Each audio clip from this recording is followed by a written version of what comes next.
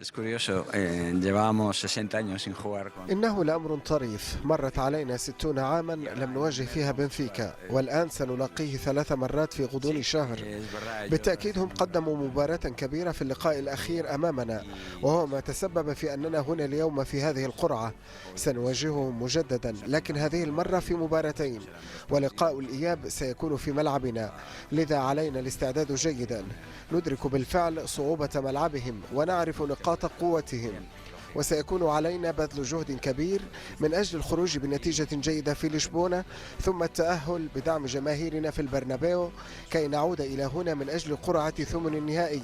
لكنهما ستكونان مباراتان مثيرتين للغاية، خاصة أن مدربهم هو جوزيه مورينيو، فهو يعرفنا جيدا، وفرقه دائما ما تكون شديدة التنافسية.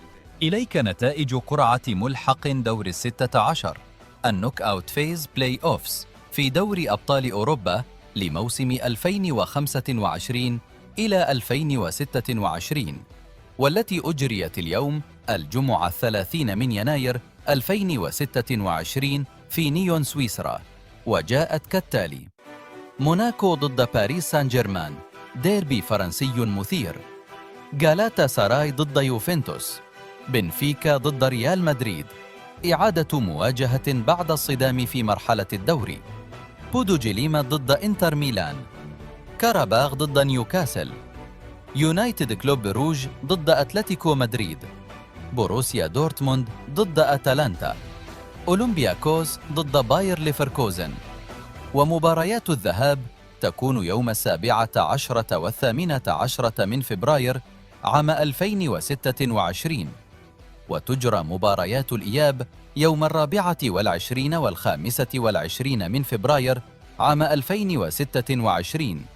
والفائزون من هذه المواجهات الثمانية ذهاب وإياب يتأهلون لدور 16 ليلتحقوا بالفرق المتأهلة مباشرة مثل أرسنال، بايرن ميونخ، ليفربول، توتنهام، برشلونة، تشيلسي، سبورتينغ لشبونة ومانشستر سيتي حسب الترتيب في مرحلة الدوري.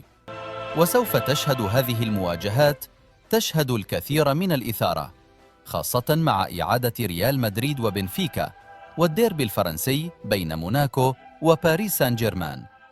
الفائزون ينتظرون قرعة دور 16 الكاملة في 27 من فبراير عام 2026. الأربعة لاعبة فاز بنفيكا 4-2، سيتواجها مرة أخرى ذهابا وإيابا. صحيح، مباراة نارية أولا من الناحية الفنية ومن الناحية الترويجية، لأنه قبلها من أسبوع كان مورينيو يتكلم عن المدربين اللي أخذوا فرق كبيرة على غرار أرميولا بطريقة سهلة جدا من دون ما يثبتوا أنهم مدربين كبار. فبعدها اثبت أنه المدرب الكبير في السن والمخضرم يقدر يفوز على هذا الشبان هذا ب4-2. ثانيا مش فقط النتيجة وإنما الطريقة اللي فاز بها بنفيكا، يعني غير معقول لريال مدريد أنه يستقبل أكثر من 22 تسديدة.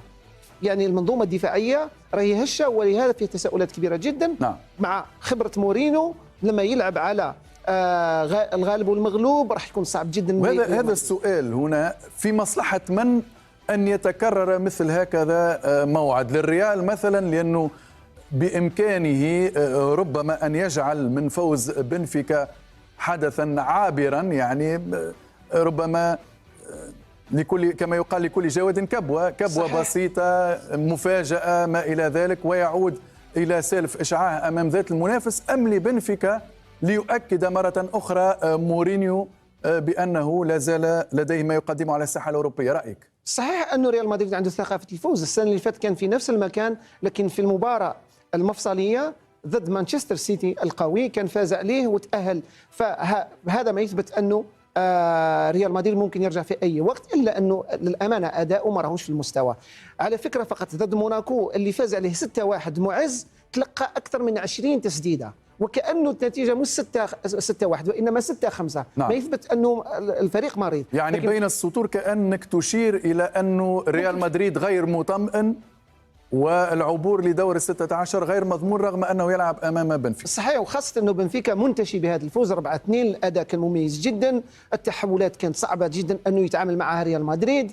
مورينو راح يعطي الخبره ديالو. ما نساوش ان مورينو في اخر 4 سنوات لعب نهائيين، فاز بكونفرنس ليج مع روما وخسر في المباراه النهائيه ضد سيفيا في اوروبا ليج. هذا ما يثبت انه مدرب اللي يعرف يفوز بالمباريات المهمه، ولهذا ورجوعه لريال مدريد راح يكون مهم جدا. سانتياغو برنابيو صحيح، ولهذا انا نظن انه الاثنين عندهم 50-50%، الا انه من ناحيه ذهنيه بنفيكا راح يستفاد اكثر. نعم، والسؤال سيكون ايضا هل يستفيد من افضليه لعب المباراه العوده على ملعبه سانتياغو برنابيو ام لا ريال مدريد؟ مواجهه اخرى تحظى باهتمام كبير، هي مواجهه فرنسيه في هذا الملحق بين باريس سان جيرمان حامل لقب دوري ابطال اوروبا وموناكو.